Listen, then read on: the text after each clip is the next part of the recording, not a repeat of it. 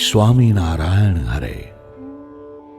સંવંત 1877ના ભાદરવા સુદી ચોથને દિવસ શ્રીજી મહારાજ ગામ શ્રી સારંગપુર મધ્યે જીવા ખાચરના ઓરડાની ઓસરીએ ઢોલિયા ઉપર વિરાજમાન હતા અને સર્વે શ્વેત વસ્ત્ર ધારણ કર્યા હતા અને પોતાના મુખારવિંદની આગળ મુનિ તથા દેશ દેશના હરિભક્તની સભા ભરાઈને બેઠી હતી. પછી શ્રીજી મહારાજ બોલ્યા છે, લ્યો અમે પ્રશ્ન કરીએ છીએ. જે બે પ્રકારના ભગવાનના ભક્ત છે, તેમાં એકને તો ભગવાનને વિશે અત્યંત પ્રીતિ છે અને ભગવાનના દર્શન વિના ક્ષણ માત્ર પણ રહેવાતું નથી અને તેનો પ્રેમ બહાર પણ ઘણો દીઠામાં આવે છે. અને બીજો જે ભગવાનનો ભક્ત છે તેને તો આત્મનિષ્ઠા પણ છે અને વૈરાગ્ય પણ પરિપૂર્ણ છે અને ભગવાનને વિશે પ્રીતિ પણ છે. તો પણ તેનો પ્રેમ પ્રથમ કયો જે ભક્ત તેના જેવો જણાતો નથી અને પ્રથમ કયો તેને તો આત્મનિષ્ઠા અને વૈરાગ્ય એ બેય નથી, તો પણ એની ભક્તિ અતિશય શોભે છે અને આત્મનિષ્ઠા અને વૈરાગ્ય યુક્ત છે, તો પણ તેની ભક્તિ તો પ્રથમ કયો જે ભક્ત તેના જેવી શોભતી નથી. એ બે પ્રકારના ભક્તમાં કેની ભક્તિ શ્રેષ્ઠ છે ને કેની ભક્તિ કનિષ્ઠ છે, એ પ્રશ્ન છે.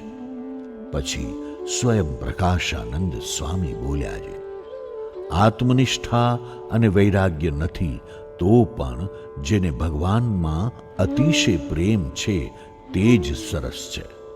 પછી શ્રીજી મહારાજ બોલ્યા છે, જેને વૈરાગ્ય ને આત્મનિષ્ઠા નથી તેને શ્રેષ્ઠ કહો છો, તે શી સમજણે કહો છો?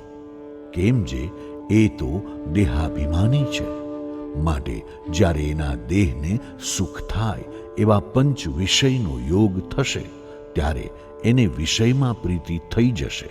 પછી ભગવાનને વિશે એવી પ્રીતિ નહીં રહે, તેને તમે શ્રેષ્ઠ કેમ કહો છો?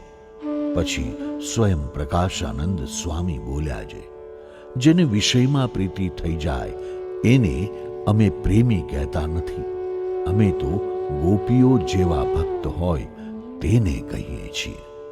પછી શ્રીજી મહારાજ બોલ્યા છે, ગોપીઓ કાંઈ ભોળીઓ નહોતી, એ તો આત્મનિષ્ઠા અને વૈરાગ્ય યુક્ત હોય તેની સમજણને ઉલ્લંઘી જાય એવી ડાહીઓ હતી. જેમ કોઈક રાજનીતિનો જાણનારો હોય ને તે બોલે તેના જેવું તો ગોપીઓને બોલ્યામાં ડાપણ હતું અને ભગવાનને પણ જેમ યથાર્થપણે જાણ્યા જોઈએ તેમ જાણતી હતી. અને સર્વે યાદવમાં અતિશય ડાયા ને ભગવાનના ચોવટિયા એવા જે ઉદ્ધવજી તે ગોપીઓની સમજણ જોઈને ગદગદ કંઠ થઈ ગયા અને તે ઉદ્ધવજી એમ બોલ્યા છે, ગોપીઓ પાસે મને જ્ઞાન કહેવા મોકલ્યો તે તો ભગવાને મારી ઉપર અતિશય અનુગ્રહ કર્યો અને પોતે ગોપીઓને ઉપદેશ કરવા ગયા હતા, પણ ગોપીઓના વચન સાંભળીને પોતે સામો ઉપદેશ ગ્રહણ કર્યો. અને તમે કહેશો જે ગોપીઓ તો એવી બુદ્ધિમાન નહોતી, તો એમાં તો મુગ્ધા, મધ્યા અને પ્રૌઢા એ ત્રણ પ્રકારના ભેદ હતા. તેમાં મુગ્ધાનું એવું લક્ષણ છે જે એક તો ભગવાન ઉપર ધોખો ઘણો કરે અને એમ બોલે છે, અમે તમારે અર્થે કરી કરીને મરી ગયા તો પણ તમે નજરમાં લાવતા નથી, અને એમ કરતા જો વધુ છેડે તો ભગવાન સાથે રીસ કરે અને તોછડા તોછડા વચન બોલે છે. જાણીએ જે હમણાં વિમુખ થઈ જશે એવી જાતના જેના શાસ્ત્રને વિશે વચન હોય તે ગોપીને મુગ્ધા જાણવી, અને જે મધ્યા હોય તે તો કોઈ દિવસ ભગવાન સામો ક્રોધ ન કરે અને તોછડું વચન પણ ન કહે અને ડાપણે કરીને યુક્તિએ પોતાનું સ્વાર્થીપણું બીજાને જણાવવા દે નહીં અને પોતાનું કામ સાધે તે ભેળું ભગવાનનું ગમતું કરે પણ એકલું ભગવાનનું ગમતું કરે નહીં.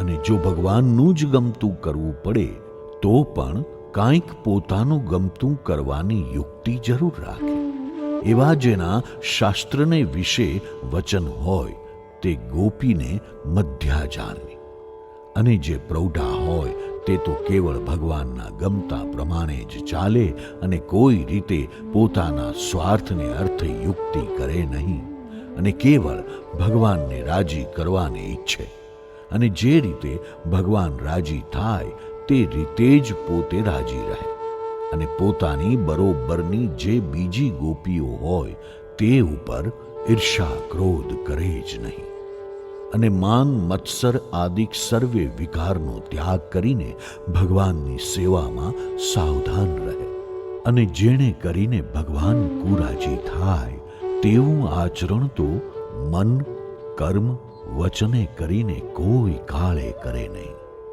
એવા જેના શાસ્ત્રમાં વચન હોય તે ગોપીને પ્રૌઢા જાણવી.